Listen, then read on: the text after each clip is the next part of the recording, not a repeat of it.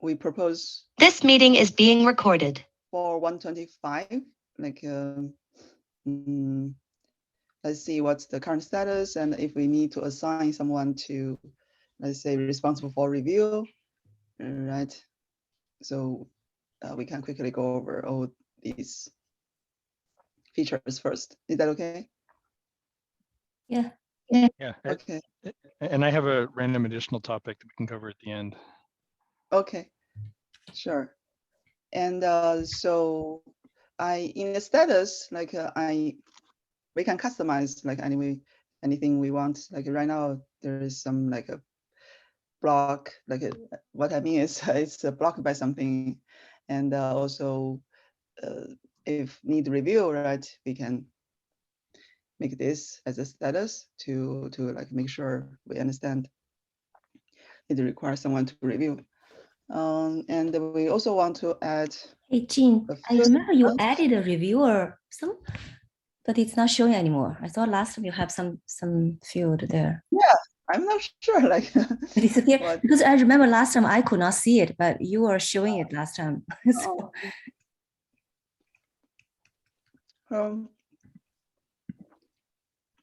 We want to call it reviewers. So I do see a review at the after kind, and there was a review. Reviewers. Oh, there was a review. The after kind. Yeah. That's the one, right? Okay, I see. Did you just add that? Okay. Yeah. All right. Okay, I see that now. Somehow I cannot. Oh, that's very strange. Weird. So yeah, let's quickly go over those. And I also add kind, like if it's a feature, just keep in alpha, right? We can have more tag. So we have promote, and we also have some feature like just keep in alpha, beta, OGA. So the first one, its owner persistent volume recurring policy. This is it's staying in alpha. Staying alpha. It's already alpha. Yeah. Well. Yeah, I think if it's staying in, we can move quicker because we have so many features. Right. And then the speed up recursive Linux label change by Yang. This is we are going to make it alpha. Right. And if anyone wants to responsible for like a review and also make sure the progress, like we can put the name here. I can review. I reviewed the last time, so I can review it. Okay. But if anybody else wants to review it, that's okay. Yeah. Please, like, try to put your name to these features. We need a lot of reviewers. What is this link actually? I've never seen this before. It's actually the same. Like each time we create a project, and the day they have a new interface. It's called some project new interface beta, and I tried it. New interface. It's pretty good. Yeah. Okay. It's in our agenda doc. There's a 1.25 release. You go to that link, you'll see this. Yeah, okay. This project. Okay. And introduce node expand secret in CSI PV source. Yeah, I can help review that one. That one was almost there last time.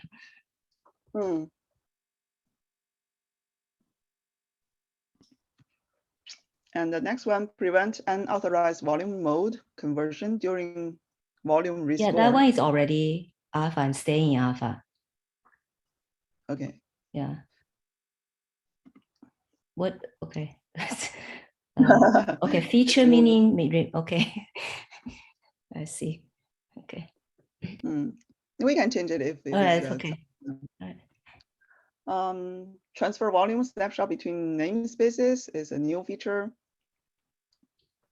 Oh, that's the Masaki, right? Masaki that one. Yes, it's a new feature. Yeah, I hope review. I believe Ben is also interested in reviewing, right? Name the transfer volume snapshot between namespaces. Is it ready for review yet? Not sure. Misaki, what's the status of the cap? These two, cap 3 and 4 is ready to be reviewed. So yeah, so now we have two. Yeah, so this 4 is a new one, right? So okay, I have not looked at the new one yet. I'm not sure how the 3 is different from the previous version. Probably should need to look at 4 first. So I think I think Jin, you can put down myself and Ben in 4 as well, because I think they're related. Is that the idea that we're saying if we have 4, maybe we do not need 3? Is that the reason? I forgot like. Yes, correct. Oh, okay. Yes. So maybe we should look at 4 first and see if we still need 3. Yes, that's what I would like to be reviewed. Okay. Then I move this so you can review this first, and then we'll see 3 is needed or not. That's correct, right? Yeah, you can probably add names there. Otherwise, every time we have to change the name. You can, because we can change add our names in the 3 as well. I think that should be fine. You want to put because you don't want to you don't want to go edit name in every meeting, right? Oh no, I'm just because you're saying 3 might not need it, so you yeah, want it's to okay. I think you can, but still, I think we're still targeting alpha, but right now at least we tentatively. So you can, I think it's okay to add our name there. Okay, and the 5. The 5 one, we actually just talked about that in the CSI community meeting. Probably need more work. I'm not sure. I need to ask them. I don't know if they still want to go alpha or not, but you can put my name and Ben's name here as well. Okay. There are a lot of concerns on the current design, so. But they're working very hard, and yeah. If they want to go alpha, they probably can still do it. I think it was pretty tight. Even just they go with the current one, I think. Now, if they but it's out of tree, right? It's right. You can just do it. It doesn't have to be synced up with the particular. We could probably do that too. Just like what we did with Cozy, we can just say, hey, out of tree. Oh, that's okay. We can. But it requires a CSI spec change, right? Yeah, you need to CSI spec changes, correct? Yeah. Which would be hard. Right, because we cannot sort out all of those, then we can't make any CSI spec changes. But I mean, but there's no reason to slow down work.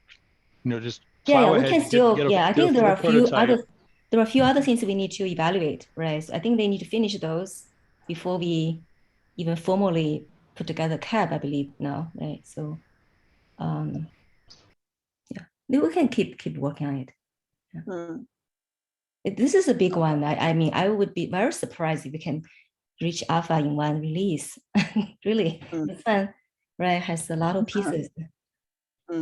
But I think it's good to target it, and this way we can make progress. When you don't target anything, kind of just slow down naturally, I think. Right. So next one is actually not related to CSI, but let's just put it here. It's related to the informal storage quota. And so are you working on this one as well, or is this somebody else? It's someone else working on it, and this is mainly in SIG node side. Okay, and then they are moving this one to. Oh, this is a beta. new feature, or? No, it's alpha and move to beta. Okay. I'll just keep an eye on it since it's related to the other storage capacity management feature. The node graceful, ungraceful. Right, now we are trying to go beta. Oh, sorry, I can put reviewer name here. And anyone want to put your name, please, just. I think everyone should. I think you want to put a command name there, because I think the SIG node side needs to review it, The command can go pin the SIG node person. Okay, sounds good. So just to let you know, like if you want to add it, I think you can try, and if you don't have permission, let me know. Like I will see. And support recovery from volume expansion failure. Yeah, I'll work on this quarter. I'll try to move it to beta. I have to make some. I have to update the enhancement a little bit, and yeah. And Yang also will be the reviewer. Sure. Just ask for help.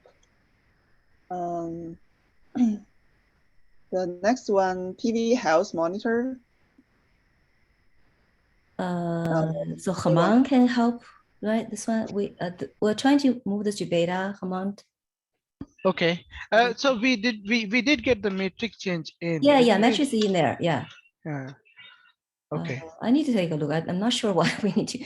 This already is. I think it's. One. I'm not sure. Yeah, I don't know if there are already sufficient tests or what. So I need to take a look. And this is already adding that thing to the metrics. I don't know what additional metrics we need to add. But anyway, Yeah. take a look. Yeah.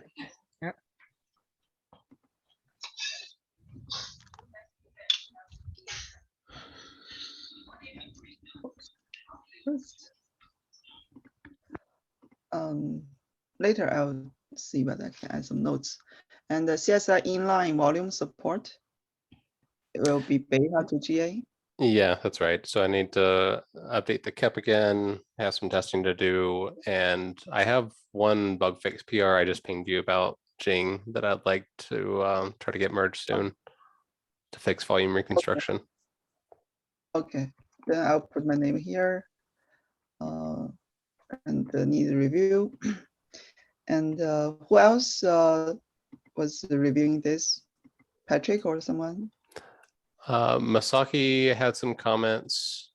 So Masaki and Haman, I think. So Masaki is MKIMURAM. It's the his ID. It's if you look at the assignees, his name. Right. So is that okay? I put his name here. Yeah, should be okay if he's okay. Okay. So the next one, local ephemeral storage capacity, again, is not like really specific to CSI, but it's a storage feature. It's very like old beta feature. We want to promote to GA. I'm working on the CAP. So who is interested in review?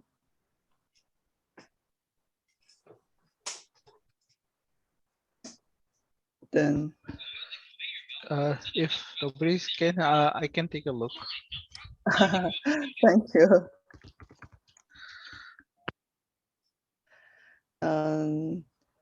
Then the next one, allow Kubernetes to supply pods FS group to CSI driver on mount. So this is beta feature, promote to GA. So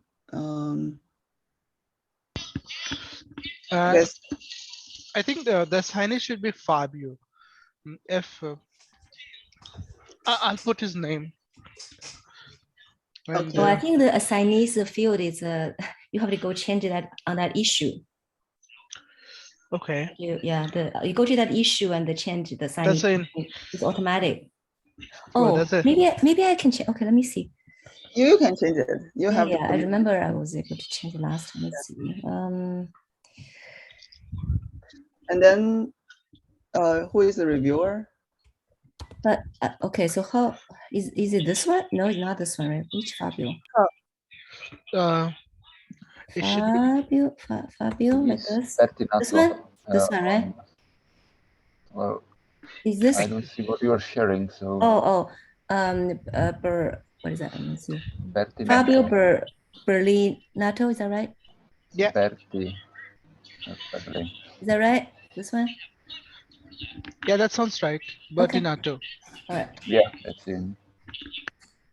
Okay. And the reviewer, I should put whose name? I can do the reviews. Thank you. And always honor persistent volume reclaim policy. This is a new feature. That is, no, it's not already alpha. Yeah, that's already alpha. It's staying alpha. So right. Yeah. So set card release, I haven't finished adding those, and I just right now add one. Let's say Yeah, the sidecar actually need to. We need to respin the external snapshotter. But we can talk about that later. I see somebody added an item there. okay. About the persistent volume reclaim policy, I thought we tried beta last time and it didn't Right. catch So the deadline. So I checked with what is it? Deepak. Yeah, Deepak. He's kind of busy with this release cycle, so he's afraid he couldn't have time to, because he still need to. I thought there was still some development work. I remember last time, right? Was that right? It was at the static provisioning thing, isn't it? I thought there was some development work we need to do still. It's not like not much. I think we were missing just end-to-end tests. Yeah, I think he was saying he's afraid he don't have time to work on this one in this release. Oh, sorry. Which one? Which one you are talking? 13, reclaim policy. Always owner reclaim. Yeah. We were initially thinking. I was also thinking maybe we can do that, but I asked Deepak. He was saying, yeah, this release probably not. Probably next release. Because even there's no additional code change, then it's probably okay. But looks like believe we still have some code change to do. I think it's kind of tied up in next 2 months. Okay. Yeah, so we kind of delayed this one. Yeah, I'll check with him again, but that's what he told me last time. So I just removed it from the beta target. Okay, that's fine. And also remember there was a E2E test, but those E2E tests are not good, right? I mean, we need to change it. There was a PR. Somebody else submitted some. Yes, exactly. Like the only thing missing are end-to-end tests. Huh? Sorry? The only thing missing there are end-to-end tests. End-to-end tests. But I thought we also need to add a code change for the static provisioning, I thought, right? Yeah, like, okay. But because end-to-end test that we could ask this other person to see if he still have time, but I thought there was something else we need to do, but I can take a look and see. Okay. If we can get, that person can have time to work on E2 test, at least we can try to get that one in. But yeah, let me check. Okay, sounds good. Then I think today we just quickly go over the status and the review, and next time we can go into more details to see each feature, right? What what is blocking, or whether there's some work need to be done. Okay, we can move on. Sorry. To this to our agenda. Who added this one? Was it Yang or somebody added the first one? The first one, yeah, I added first one. Oh, you added right. So Michelle told me that we can't really remove this completely, because the manifest part, because there could be customers still have those old objects. If we completely remove the manifest, then they just can't use it at all. So there was a PR submitted adding that manifest back, but all the client code and the API definition, all of those still will be removed. So it's just the manifest will be added back. Yeah, so all of this will be removed. It's just the CRD. There's a folder for the CRD. Yeah, so those will add the VM beta one back, but then we'll say served will be false, and then looks like we can never remove that, because we never know, right, if there's anyone still have those right for this those YAML file and CRD will keep there like forever, and change the served to right false. Yeah, so we didn't know this early. I should have we probably should have worked on some conversion. Well, actually, should that be able to convert that automatically in the even there was no schema change, because we just added this new field in 6.0, but before that they are identical, then actually conversion should be, but anyway, I think we kind of passed that. Conversion is automatic, but I'm the sorry? objects in the Okay. the conversion is automatic, but the objects in the etcd could be v1 beta 1. Yeah, so that's a part I'm still a little feel confusing, because let's say they created this long time ago, right? Like before we introduced v1, so that's saved as stored as a v1 beta 1. But then if they upgrade to a later version that has v1, the stored version is v1, should that be automatically converted to? No, it's not automatically converted. Oh. That's the problem. Oh. So you actually have to go convert write them. something to. Like Yeah, if you want to, you add have annotation. to write. You just can add annotation or remove annotation or whatever, Mm. and it will be converted to v1 in the etcd, but somebody needs to modify every single object. Right. I was just, yeah, there was I seen there was a document talking about like webhook, but that's like you have to write something. Yeah, it's not like that automatic. You have to go. But then now it's getting more challenging, because now we API is different from when beta 1 now. Yeah. But okay, that's fine. So, but I don't know who is still using One Beta 1, because I checked several times. People are all like, they're all saying they're fine. Yeah, until I again, really removed it now. Huh? It's not about using the API. It's about object store in the etcd server. Right. But nobody's saying they still have this problem. Looks like I was one. But they don't know that. You don't know what version is in etcd. Okay. It's not exposed too much. So yeah, I just want to make it clear or understand. So no, now, it's not going to be converted to v1. So it's just we basically we change this one. So they have to manually convert those. So they will have to, if they have some old objects, they have to manually convert those from v1 beta 1 to v1. the customer, if the customer has, let's say, v1 beta 1 objects, right, old one, they use some very old CRDs to create those before v1 even available, right? Then they kind of stay as v1 beta 1, so they have to manually convert those. If they don't manually convert, if they don't convert, it's still there. So just they cannot use it. So the reason that we need to add this back is it's not going to reject them, right? If we don't add the manifest back, then it's going to fail, I think. It's because it's going to say this does not exist. But now we are adding this back. We are adding the manifest back. At least it's not going to fail. So they can spend their time. They can take their time to convert them, basically. So if, like, in the meantime, there are still v1 beta objects, they can continue to use those v1 beta. It's no longer served, right? It's no longer served, and then it's no longer. So that's the thing, Yang. It's no longer stored, but I was not sure how that works.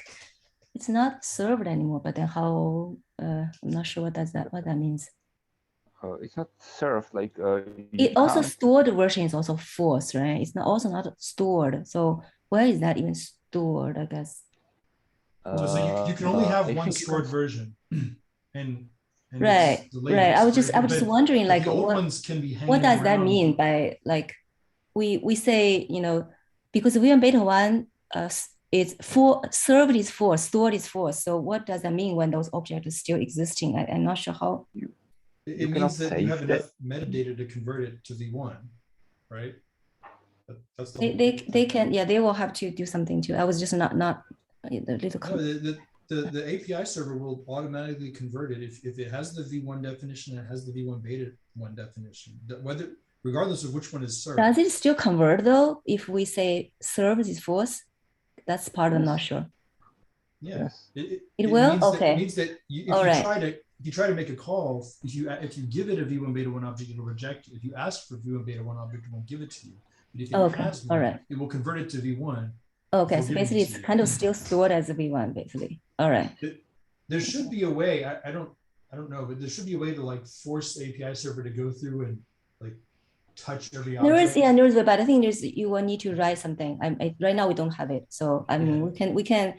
This one can be like, we can actually open an issue, like see if someone can have some time to do this one, because it's kind of a so awkward.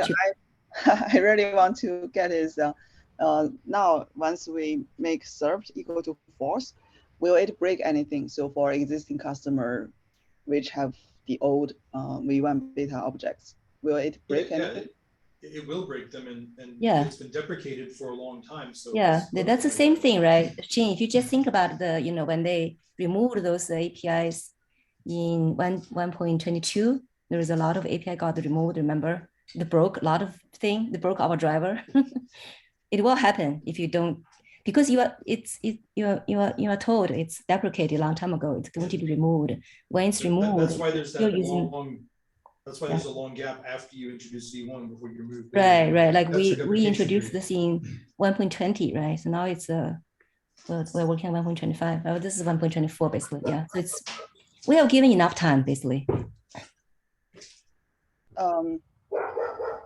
So give enough time for customer to upgrade. Yes. Move to V1 objects. Correct. Yes. But in particular, to change to use clients that use the V1 API, that's what they have to do. Then like, so if changing server to false will break people who is using the V1 beta objects. But that's what Kubernetes do, right? If you look at entry API, they do it. That's why it breaks a lot of things in 1.22 when they remove those APIs. Huh? Beta APIs are meant to go away. Yeah, so they break our vSphere CSI driver. So Hema and Yang knows that, right? Yeah. So they will break a lot of people because you're supposed to move up yourself a long time ago. You don't move up, then you will be broken at one point. When those, and especially now, that like V1 beta 1, right? Those APIs actually after like 1 year automatically get deprecated. I'm not sure if removal is automatic, but at least the deprecation is automatic now. Sorry, so just make sure. So then what's the difference between you remove, right now in this PR, you remove these under CRD, right? Or you not? Yeah, so the difference is that they can still have their, it can still be up and running. Their cluster can still be up and running. They just cannot like go, let's say if they want to create a PVC from that volume snapshot, I believe that should not, but that's the thing, Yang, that if it's already converted, why they cannot use it? I'm still feel the problem is if you have a very old object that just never got touched since it was created with beta and it's just sitting there. You're right, but you guys were saying it's going to be automatically converted to V1. But I think it has to have the V1 beta 1 definition to perform that conversion. Right, but I'm saying that we will have the V1 beta 1 there. It's just not served anymore. Right. It will be converted in runtime, not in etcd. etcd will update it only when you store a new version. Yeah. So if you have okay, I think like I need to do some experiment to completely understand this one. I feel very confusing. But basically this is we're just doing the same thing as the entry APIs now. They keep those there, but it's no longer served basically. I just checked with the API machinery yesterday. So for if you are completely I can get back to you. I need to do some experiment just to like exactly what what we can or cannot do with those old objects. That part I'm a little, because like, okay, sounds like it basically meaning your cluster can still be up and running. You just cannot use those objects anymore until you convert them manually. So that's what I believe. That's what I heard from Ben and Yang. Mm-hmm. Yeah, so basically it is a breaking change, but your cluster at least will be up, right? But if you completely remove this, then I think then probably will have some other errors. It's those objects you cannot even stay in the cluster or something. I'm not sure what error we'll get actually, but I will try that out. And this is for 125, right? No, this is for 1.24. We have already announced. We have already announced the application, right? We're cutting sidecars for 1.24. Okay. Yeah, we announced this one like in the beginning of 1.24. Okay. It was just, yeah, this I think the removal part, I didn't know that until Michelle pointed out. Okay. That's fine. So the next item we want to have some discussion related to the default storage class. This is the, why can I open it? This is the doc Young written. So yeah, so can you briefly talk about the use cases like for changing the storage class? I was thinking is just upgrade, but it seems like you are saying anytime, like just a cluster. Every time you need to change a default storage class in the cluster. Like for example, you are using in-tree volume plugin and you want to default to CSI because it's the new thing, and you need to change the storage class, then it's hard. It's one use case.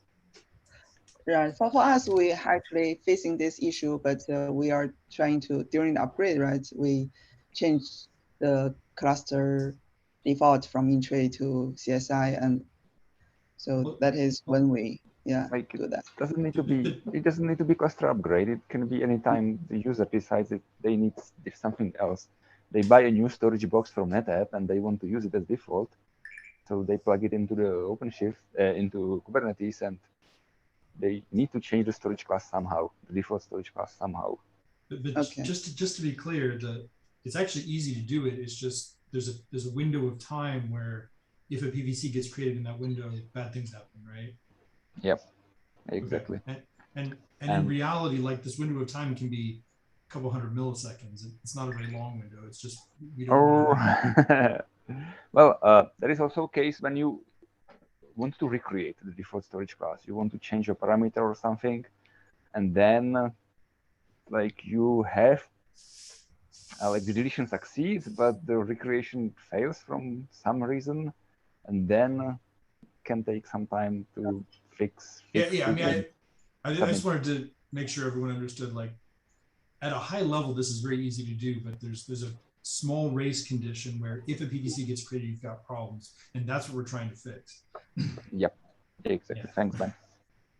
So if a PVC is being created during that period of time, then it will stuck. Like it will not eventually succeed.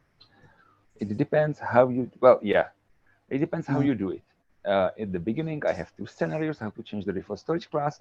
Either you have two default storage classes for some time, or you have no default storage class for some time. If you have two storage classes for some time, then PVC creation fails with an error, and the user is supposed to retry. And actually, that's the good case, because at least we teach our customers to retry on any API server error, because they do happen. From various reasons. If you have no default storage class, then it's worse because the PVC will never get provisioned. It will be pending forever. Right, I see. Yeah. So yeah, I'm trying to fix that. Either we can do it as a bug fix. We already had a PR that fixes that. Just the author disappeared before resolving all the issues. So it was almost merged. It was very close. But yeah, which one you are saying almost merged? Yeah, the bug fix. There is a link. Where is this, the link? Yes. It was almost merged, just the person disappeared. So I can we can fix it and submit it again. And like me and Michelle will kind of inclined to merge it. But yeah, it is a breaking change. Like we are changing semantics of the storage class name nil. So I had a second proposal to have it like properly, have a separate annotation that controls how the default annotation behaves. Either it is the current behavior only during PVC creation and admission, or retroactively. and that's basically it. So there will be two annotations, the one for the default storage class and second one controlling how the first annotation behaves. I think that's too complicated. I like just bug fixing it. Yeah. Like, Okay. so. Oh, and so let's talk about bug fix first. Sorry, you go ahead. Yeah, and like we can discuss endlessly like how the bug fix should look like, how the new feature should look like, new annotation. But at first, I would like to have some decision like if we are going to do it as a bug fix, so change the current behavior and like have just a release note, or introduce a separate annotation and be backward, don't change the existing behavior. And then we can like polish how the bug fix or how the feature would look like. But first, like let's choose one of those. When you say the existing behavior, you mean we would preserve the ability to have two storage classes at a time, two defaults. Well, right? no, I don't want to change that. Like no, I mean it's important we don't break it. That's what I'm saying. Yeah. Right? Like if someone is currently doing their storage class changes by just adding a second one and then removing the old one, it will continue to be exactly as broken in the future as it is now. Yes, right? Exactly. But if you good. delete the old storage class first and create the new storage class later, the default storage class later, then yeah, that should be improved. That's what I'm trying. Do it that way, and you'll get better behavior. Seems pretty easy to me. So I just want to understand the breaking change, like you are saying for existing PVC before if storage class name is new, it bind to PV with storage class empty string. So this is the static binding, right? Yes, exactly. So it will not go through the dynamic provisioning. Yeah. Currently, if it is saved in etcd with storage class name nil, it will never be dynamically provisioned. And I remember I thought static provisioning only allow if the storage class name is both empty in PVC and PV. No? There is a code in PV controller that treats only during binding, a nil and empty string the same. Like in PVC, if there is nil, it binds it to PVs with empty string in PV. Oh, so in PVC side, if storage class name is nil or empty, they are right now the same behavior. During binding, only during binding, not during dynamic provisioning. Not during like yeah, they have the same behavior. Then what's the difference? The difference is during admission. If you create it's written there in the document. If you create a PVC with nil, storage class name nil, and there is a storage class, you get and there is a default storage class, you get the default storage class. If you create PVC with empty string, you will not get the default storage class. You will get the empty string. Oh, I see. Sorry, I see. But it's also possible there's no default storage class at the moment.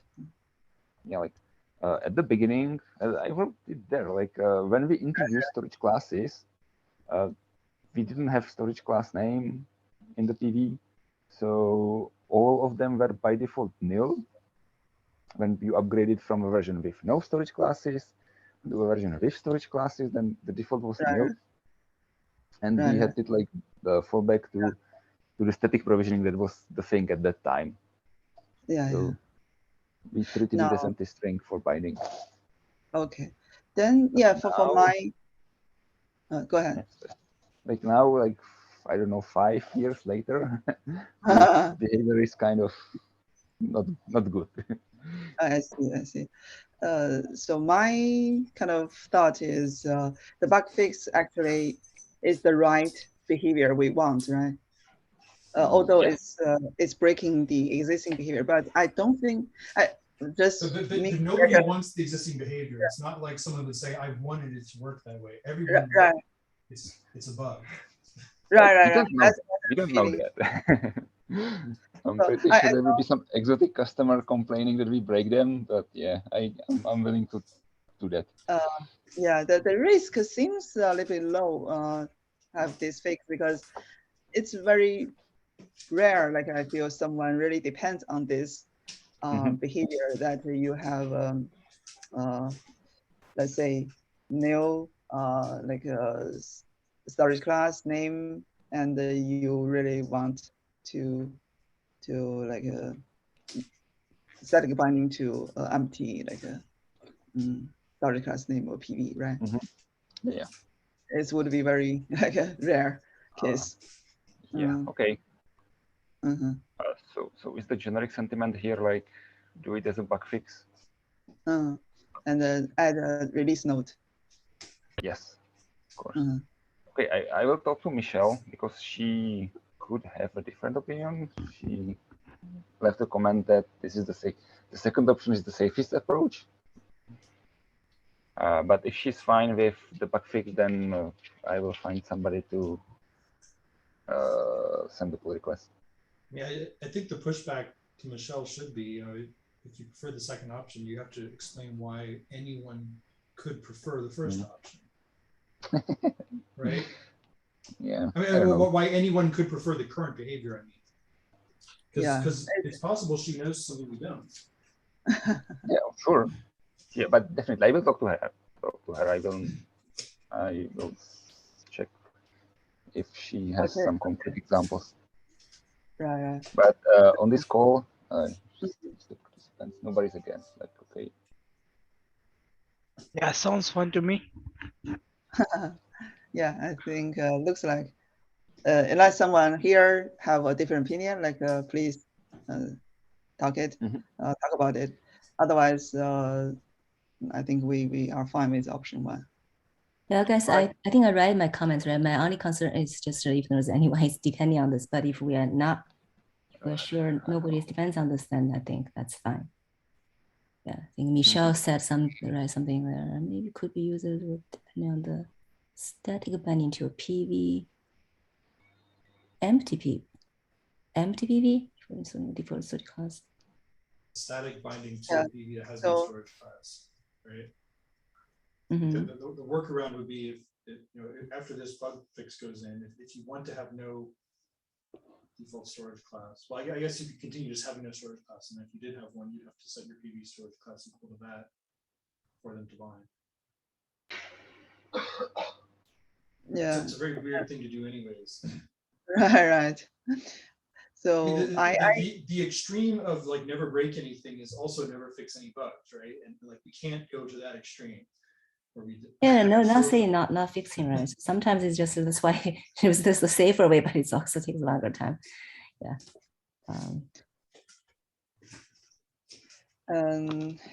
So okay, yeah. I think for my feeling is if they do need this static binding, because my impression was like only if they both empty string, then they should match, and not the nil and the match the empty. Yeah, that's kind of really not normal way of doing that. Yeah. Okay. Okay. So thanks for the feedback. I will talk to Michelle, and we can talk and add concrete pull requests afterwards, I guess. Okay. Like in the distant future, I would like to maybe create admission plugin that prevents two default storage classes because it will lose its use. It won't be useful anymore, and we have people complaining that they should be warned when they create the second storage class, not when they start creating PVCs that they have two storage classes, two default storage classes. The one caveat is if we ever do add that admission controller, you probably want to be able to disable it somehow. Just because somebody might like having two default storage classes as their way of doing upgrades, even though it's wrong. Like it's supported today, and if we yank that away, then you're just removing something that currently works. So okay, but then it needs to be webhook. There needs to be some add-on that's opt-in. Yeah, yeah. I, Okay. I think that's further down the road, but we just have to be careful when we get there to understand that that is cutting off something that currently works fine for a lot of users. Okay. And so they might want to opt out. Okay. I will need to take a note about that. Okay, thank you.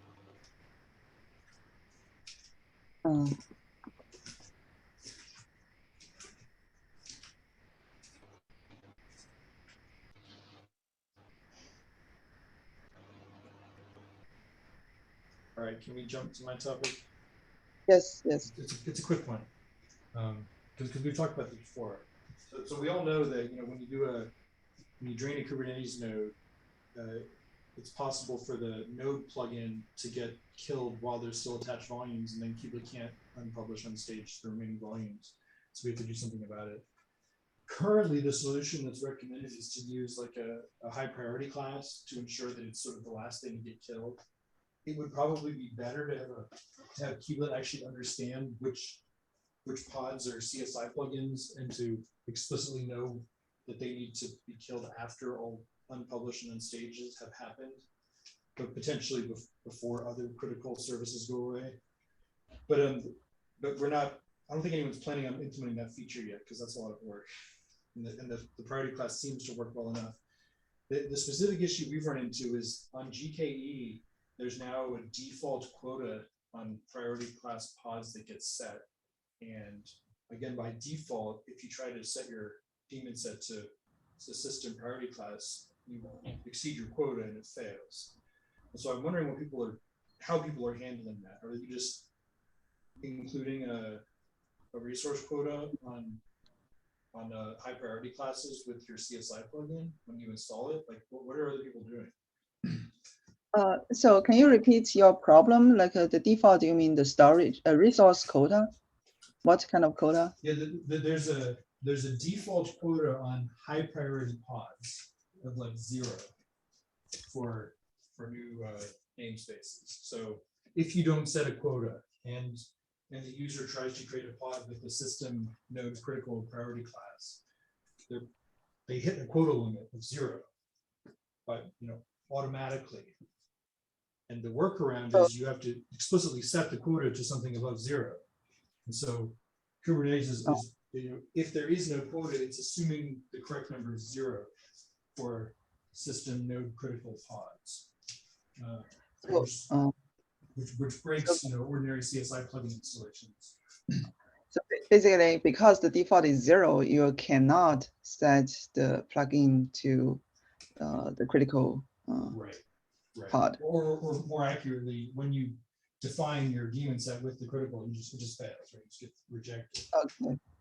So you either have to not set the critical priority class, in which case you're vulnerable to this possibility that your plugin gets killed before all of the node unpublishes and node unstages happen, or you have to go to the extra work of setting the quota. And so I didn't know if anyone else had encountered this and what the response was. It seems like a breaking change, but I don't know, it's not that bad. It just means we have to do something on our side.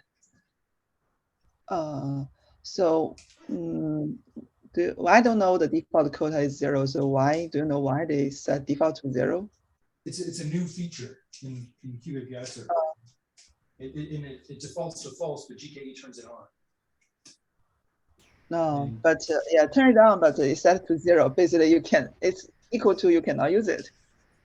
What it's designed for is so that out of the box, if it does, ordinary users can't just create system node critical pods and preempt other users' pods off the node, right? Because today you can use this as a denial of service attack, where you go onto the Kubernetes cluster and start defining a bunch of pods with critical priority.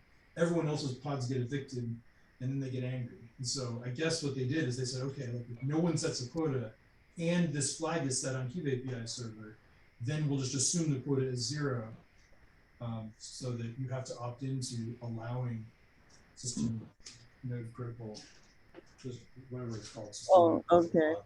Um, So if this is, but it affects CSI plugins. right. So I'm thinking if you are talking about this is GKE, right? I can talk to GKE team because for those daemon set is managed daemon set by like a GKE. So if we want to make it work, they can just change the quota, right? It's not allow user to change it, but GKE side that they change the Right. And so in the case of like Trident, we would have to make the Trident installer just lay down a quota object.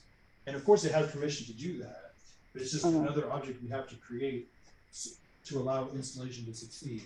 And the thing that makes it weird is we only have to do it if this hidden setting is enabled, and we can't tell if the hidden setting is enabled, so you sort of have to do it always, just to be safe. And we really hate just creating objects just in case.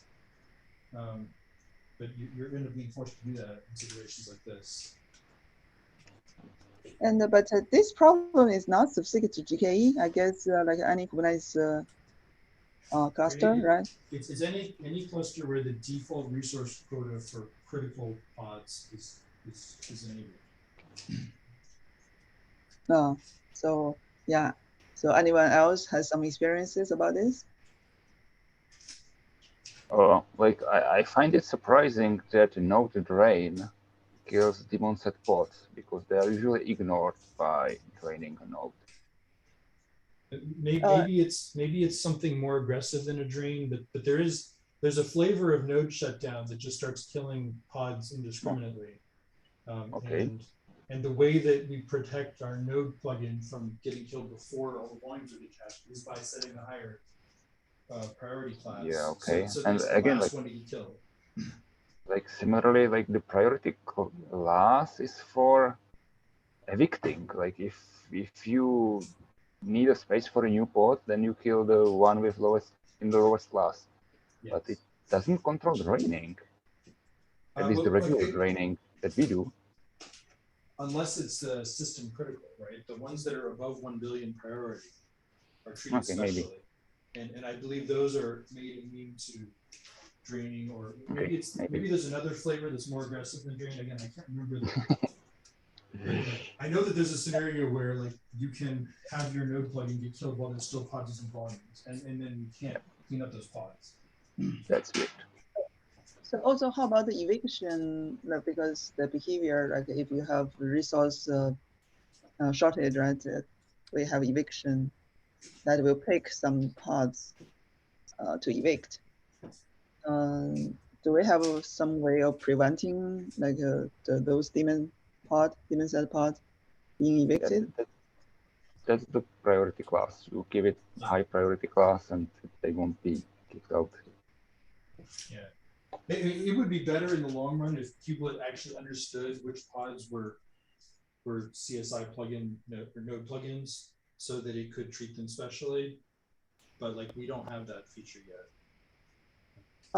Okay, yes, but for eviction, does it affect by the quota, like high priority pod quota, or no? The quota prevents you from creating the pods at all. So because if you create a high priority pod, then you can evict other pods, and so the quota is supposed to prevent you from, doing stuff that. Okay. So without, in the case of the CSI plugin, the correct thing to do is to set the quota high, so that you can do it.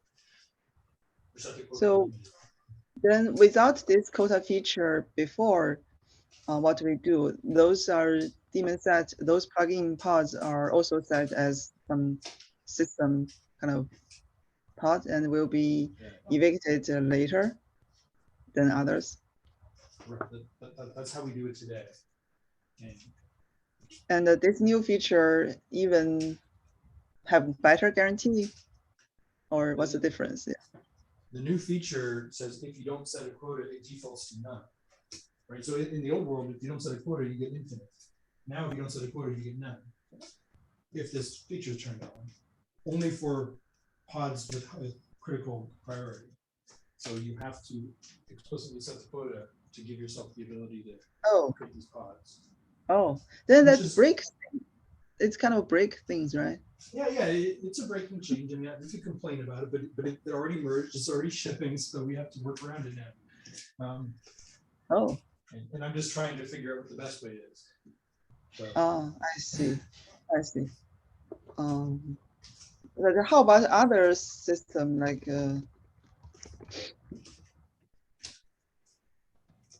well, like let's say Young or anyone else like in your system, are you enable this feature and hit some issue? I don't think we have quotas for runtime classes.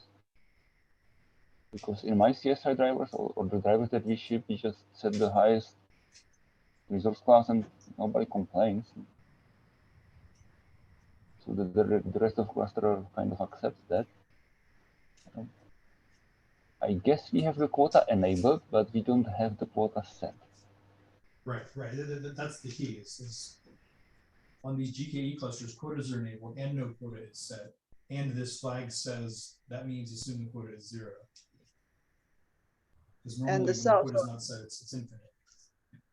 Okay, and so now on GKE, the behavior is no high priority is set on those pods.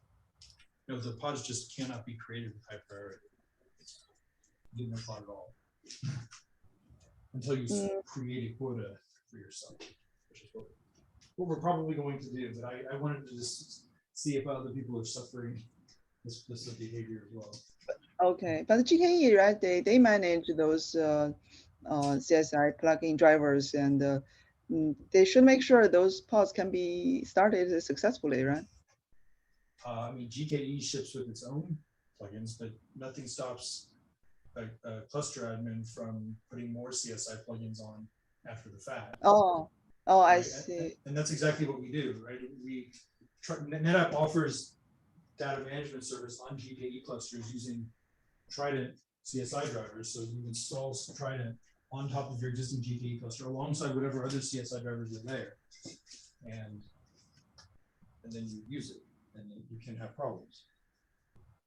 Okay, and but if you need to set those quota to the pod, your CSI driver, then can you also at the same time change the quota? Like yeah, I mean, we can create the quota object, we can set it to whatever we want. The only issue is we have to do that on every cluster we install on, because we don't know that it's GKE, right? We just know that we're installing. And so